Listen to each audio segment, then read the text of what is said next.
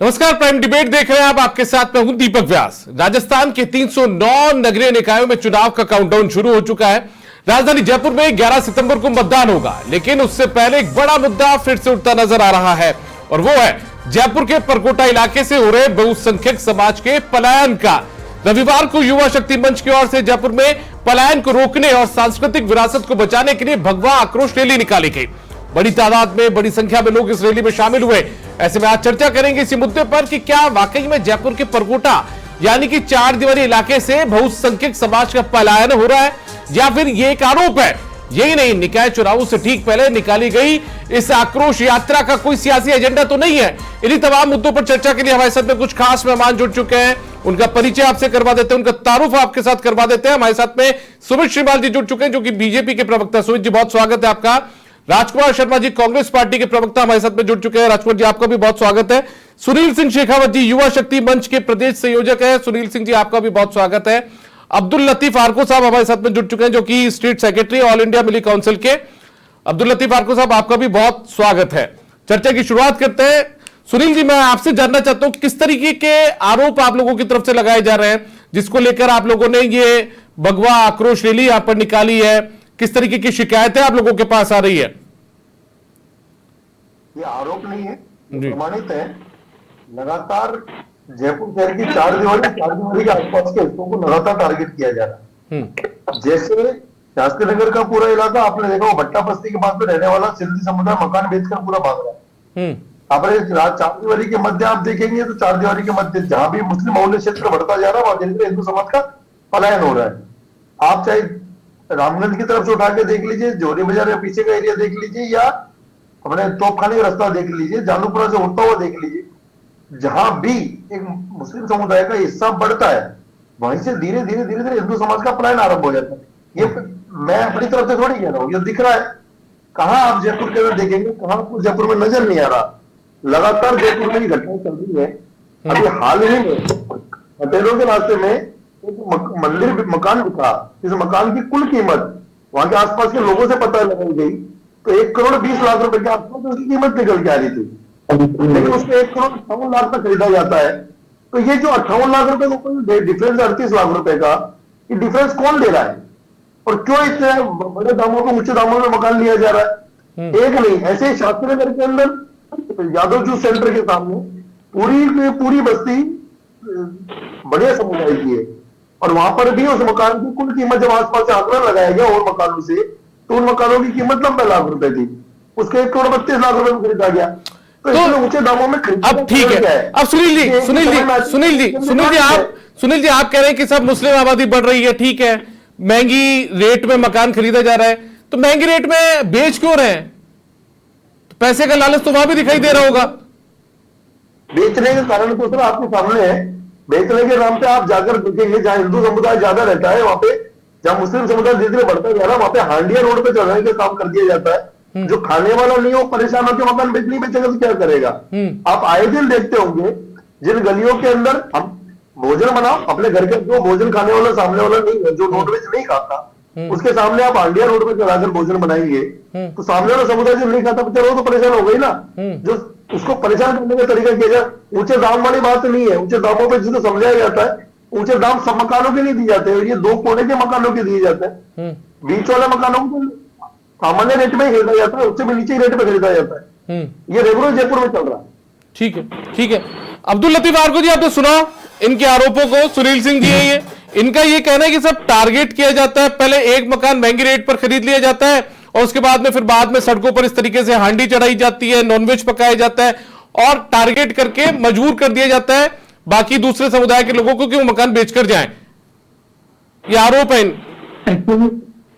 Actually ये बिल्कुल झूठ बोल रहे हैं। अच्छा, इसमें सच्चाई कुछ भी नहीं है। सिर्फ इलेक्शन आ गया है, इस इलेक्शन में हिंदू मुस्लिम नफरत कैसे बढ़ाई जाए, इसके लिए ये सारे काम करते हैं।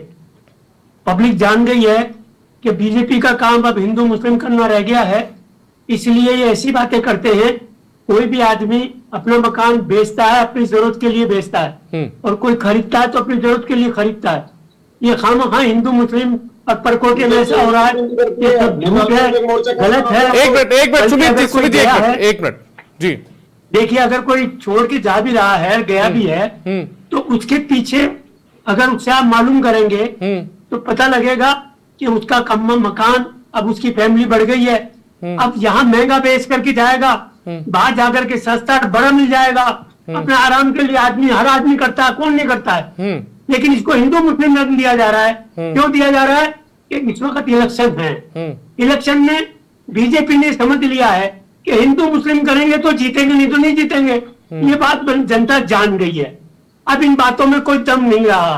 महंगाई सर पे चढ़ गई है, महंगाई का कोई सवाल नहीं करे। आज चीनी ले लो, दाल ले लो, कौन सी चीज रहती है, तेल ले लो, डीजल ले लो, पेट्रोल ले लो, हर चीज आसमान छू रही है। तो इस तरफ ध्यान न जाकर के ये हिंदू मुस्लिम करके ये इस तरह की बात करने की इनकी आदत बन गई है और ऐसे इश्यू उठाते हैं और मीडिया उसकी मदद करता है, डिबेट पे ले आता है ऐसी चीजों को, मीडिया की थ्रू मदद हो जाती है।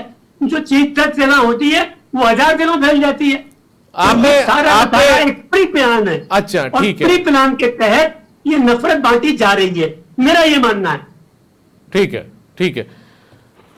राजकुमार शर्मा जी, मैं आपसे जानना चाहता हूं, आप किस तरीके से देखते हैं, कांग्रेस पार्टी किस तरीके से देखती है? कल एक आक्रोश रैली यहां पर निकलती है, उसके बाद में बड़ी संख्या में लोग सड़कों पर उतरते हैं, वाहन रैली भी यहां पर निकाली जाती है। अब्दुल लतीफ आरको जी को लगता है कि ये बीजेपी के इशारे पर हो रहा है, चुनाव आ रहे हैं और मीडिया मदद कर रहा है। दीपक जी, आपने कहा कि भगवा आक्रोश रैली, ये आक्रोश किसके लिए है, किसके खिलाफ है? क्या सरकार के खिलाफ है? क्या जयपुर के खिलाफ है?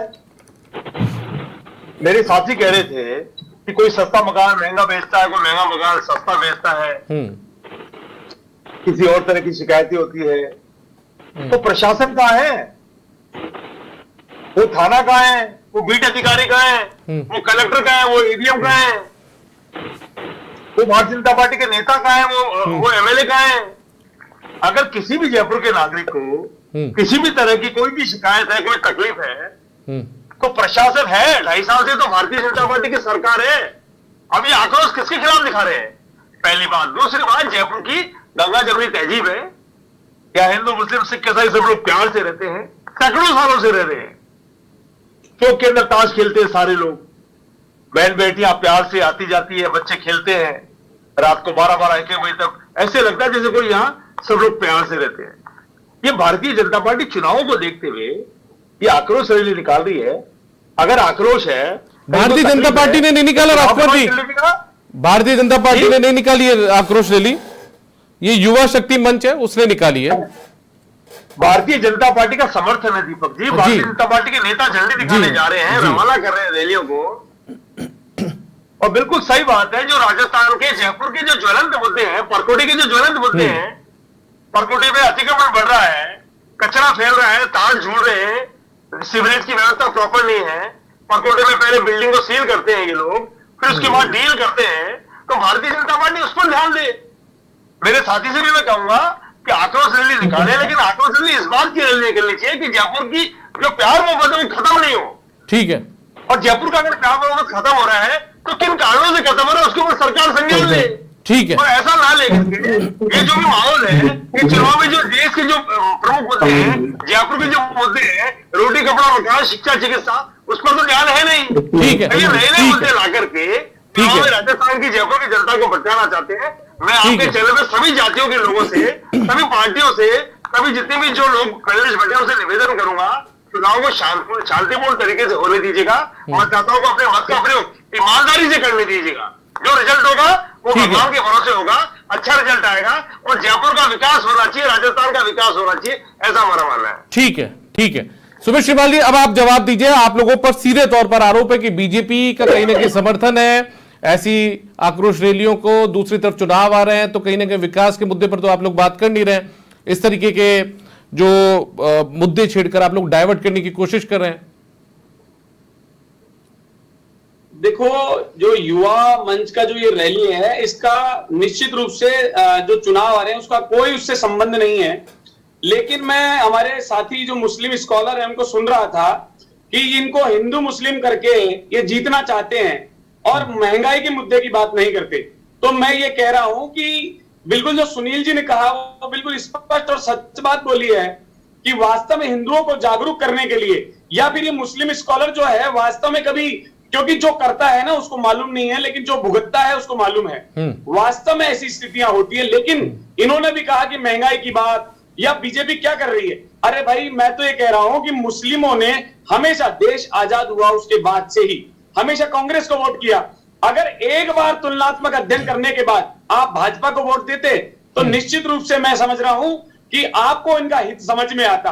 आप देखिए कि 3 तलाक खत्म करके माननीय प्रधानमंत्री नरेंद्र मोदी जी ने मुस्लिम महिलाओं का सम्मान बढ़ाया। आप बताइए। अरे आप आज परकोटे की बात करिए, आज परकोटे की बात करिए, आज परकोटे की बात करिए। सुमित जी, आप वहीं के रहने वाले भी हैं। इसको चुनाव से नहीं जोड़ा जाए। और अगर चुनाव की बात है तो मैं आपको बता दूं कि जिस प्रकार से राजस्थान में वन इलेक्शन की बात की जाए, या आज नगर निकाय स्तर पर जो हमारा घोषणा पत्र जारी होने वाला हो गया या संकल्प पत्र जारी होगा, तो व्यक्ति उसको वास्तव में धरातल तक उतरेगा। और पिछले 2.5 वर्ष में जो विकास के कार्य हुए माननीय मुख्यमंत्री भजनलाल शर्मा जी के नेतृत्व में, तो वो विकास को लेकर के अरे तो 2.5 साल में, सुनिए सुमित जी, फिर 2.5 साल में सरकार है तो सरकार फिर इस पलायन को रोक लेती। क्यों इस तरीके से सुनील जी, जिस तरीके युवाओं को निकालनी पड़ती है रैली? देखिए, रैली सिर्फ एक जागरूकता के लिए है। दूसरी बात, भारतीय जनता पार्टी ने डिस्टर्ब एरिया एक्ट लेकर के आए हैं। ये परिस्थितियां जो बनी है, जहां पर मुस्लिम बाहुल्य क्षेत्र है, यहां जहां दंगा प्रभावित क्षेत्र है, जहां पूर्व का जो इतिहास देखा गया, चाहे वो मालपुरा की बात हो या रामगंज की बात हो, भट्टा बस्ती की बात हो, शास्त्री नगर की बात हो, या तमाम जो भी खो नागौरियान हो, तो वहां लागू होगा। लेकिन ये सुनील जी ठीक कह रहे हैं कि ऐसा नहीं करना चाहिए। हम वास्तव में जैसे राजकुमार जी कह रहे हैं कि हिंदू मुस्लिम और सिख ईसाई ये लोकतांत्रिक देश है, लेकिन ऐसा जो वास्तव में कुछ धर्म विशेष के लोग कर रहे हैं वो, लेकिन आज ये विषय जो है, आपने कहा जो कि चुनाव के समय पे खिलवाया जाता है, तो चुनाव के समय पे नहीं है। क्योंकि आप देखिए, अगर मुस्लिमों का हित अगर भारतीय जनता पार्टी नहीं चलती तो अल्पसंख्यक मोर्चा हमारा भारतीय जनता पार्टी का नहीं होता। दूसरी बात, मैंने आपको जो गिनाए हमारे जो योजनाएं हैं उनका आधे से ज्यादा लाभ, जिस प्रकार से माननीय प्रधानमंत्री नरेंद्र मोदी जी की योजना में जितनी भी योजनाएं हैं के अंतर्गत, केंद्र सरकार के अंतर्गत या राज्य सरकार के, तो मुस्लिम भाई भी उसका फायदा उठाते हैं। इनसे मेरा ये प्रश्न है कि भाई आपने वोट कितनी बार दिया जो तुलनात्मक अध्ययन कर रहे हैं? सिर्फ आप कांग्रेस के वोटर फिक्स है।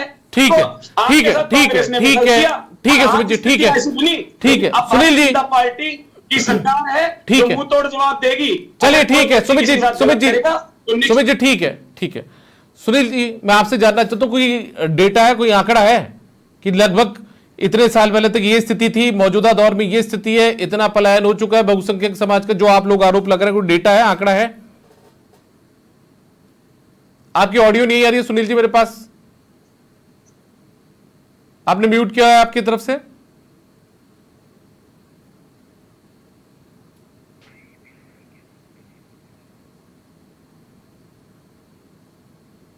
सुनील जी, आपकी आवाज मेरे पास नहीं पहुंच पा रही है।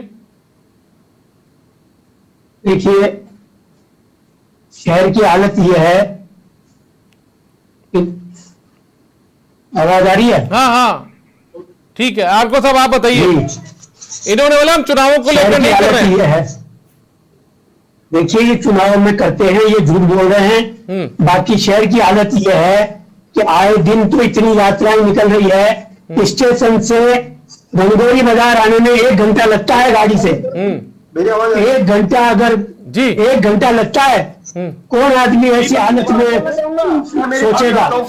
आए दिन आप लोग जो चला रहे हैं उससे रास्ता 3-3 घंटे तक खराब हो रहा है, और आप यात्रा की बात कर रहे हैं। आए दिन ये हालत।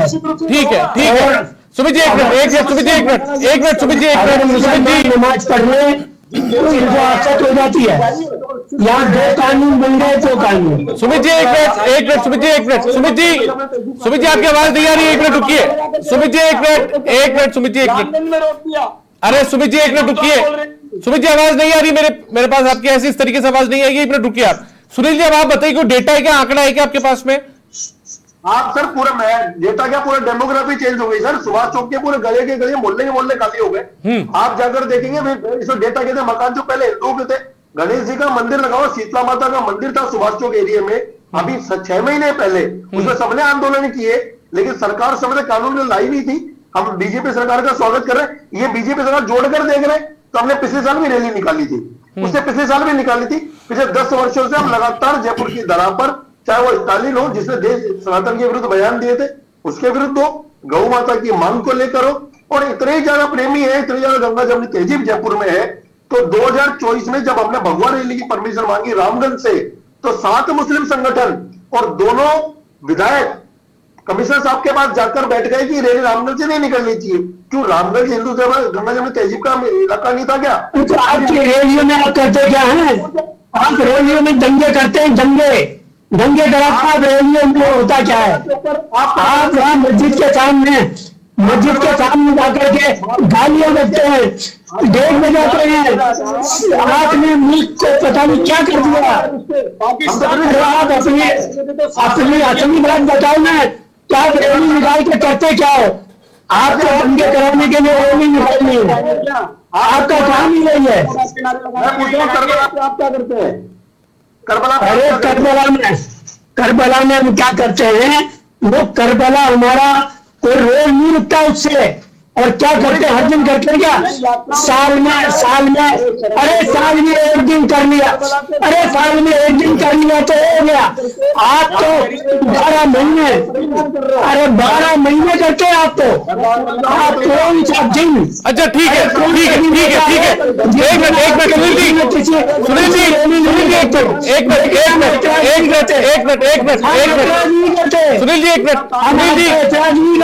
अरे ठीक है, कोई तकलीफ नहीं। आरको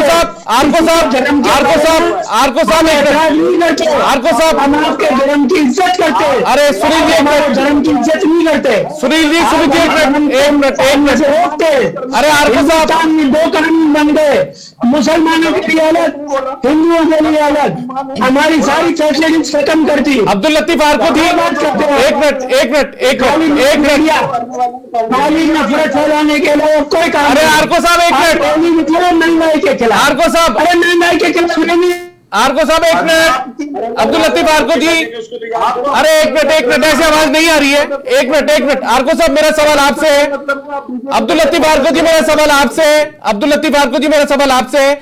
आप ये बता दीजिए, क्या जयपुर के चारदीवारी इलाके के अंदर जो आरोप ये लगा रहे हैं, तो उस हिसाब से तो मुस्लिम मतदाताओं की संख्या भी बड़ी होगी, तो बड़ी है नहीं बड़ी? आपको क्या लगता है, बड़ी है घटी है? अरे भाई जितनी है वही है, कहां से बढ़ गई? आपके पास कोई डेटा है क्या? ऐसे खाली नफरत बढ़ाने के लिए क्या बढ़ गई है? बताइए। अच्छा ठीक है, सुमित श्रीवाल जी बताइए, डेटा है क्या आपके पास? सुमित जी डेटा है क्या आपके पास? वही सुमित जी डेटा है क्या? डेटा है क्या आपके पास? वही हो गया तो वोटिंग बढ़ गई है। सुमित जी डेटा है क्या? सुमित जी डेटा है क्या? वही तो वोटिंग बढ़ जाती है। ठीक है, अब इसको आबादी से जोड़ लेते। ठीक है सुमित जी, आप जवाब दीजिए। आपका तो सोच। सुमित जी आप जवाब दीजिए।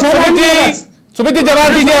कोई काम नहीं करना। चलिए ठीक है सुमित जी आप जवाब दे दीजिए। सुमित जी डेटा है क्या? कोई वोटर्स की संख्या बढ़ी है क्या? जवाब दे दीजिए। अच्छा सुनील जी ठीक है। करबला क्या है? करबला, अरे सुनील जी और अब्दुल लतीफ आरको जी आप दोनों एक मिनट जवाब आप दे दीजिए। हम सम्मान करते हैं तो क्या तकलीफ है? वो तो डेटा हमारे अंदर है। अरे हमारे अंदर रोज नहीं होता। अरे भाई एक मिनट, ठीक है साल में एक जलसा होता है। आप क्या तो रोज होता है भाई। चलिए ठीक है तो भाई हम चलिए ठीक है। सुनील जी की और अब्दुल लतीफ जी के ऑडियो डाउन कर दीजिए। ऐतराज भी नहीं करते हम आपके। सुमित जी अब आप जवाब दे दीजिए। आप सुमित जी जवाब दीजिए। आप क्या जनसंख्या बढ़ी है कि मुस्लिम मतदाताओं की, जैसा आरोप लग रहा था? बिल्कुल बढ़ी है।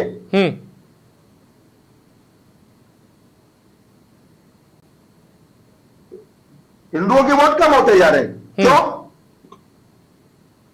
क्योंकि हिंदू वहां से पलायन कर रहे हैं। पलायन का प्रमाण है जी।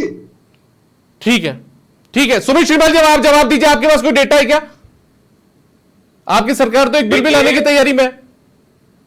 बिल्कुल दीपक जी, बिल्कुल ये जो हमारे मुस्लिम स्कॉलर हैं ये स्पष्ट झूठ बोल रहे हैं। ये जो बोल रहे हैं रैलियों की बात, आप देखिए कि जिस प्रकार से जनसंख्या लगातार वास्तव में बढ़ गई है। लेकिन मैं एक बात कहना चाहूंगा, ये बोले रोजीना की रोजीना रैलियां, अरे भाई बिल्कुल कावड़ तो निकलेगी। ये हिंदू सनातनियों का देश है, इसमें आपको क्या परेशानी है? और परेशानी भी तो सरदार वल्लभ भाई पटेल ने कहा था, धर्म के आधार पर देश के दो टुकड़े हुए थे, तब पाकिस्तान जाना चाहिए था। फिर भाई यहाँ क्यों रुके? तो यहाँ है तो वास्तव में ऐसा होगा। और अगर आप बोल रहे हो रैली की बात, करबला की बात, कल बड़ी चौखट पे रोक करके बार बार रामगंज में सारी जगह रोक लेते हैं और टेंट लगा कर बंद कर देते हैं। तो भाई ये क्या है? जब आपको याद नहीं आती ये रैलियां लगातार देखिए। अरे और आप याद करोगे, हमारे जल्दी आपकी सरकार ठिकाने लगने वाली है, जनता बहुत दुखी हो गई आपसे। अरे जनता बदल देगी, जिसने आपको बताया है वही बदल देगी, वही बदल देगी। आपने इतना जुल्म कर रखा है, इस सरकार ने इतना जुल्म कर रखा है, इतना जुल्म कर रखा है। आपके वाजपेयी जी के जमाने में 18 से 20 रुपए चीनी हो गई थी, तूफान मच गया था। आज 63 रुपए चीनी है।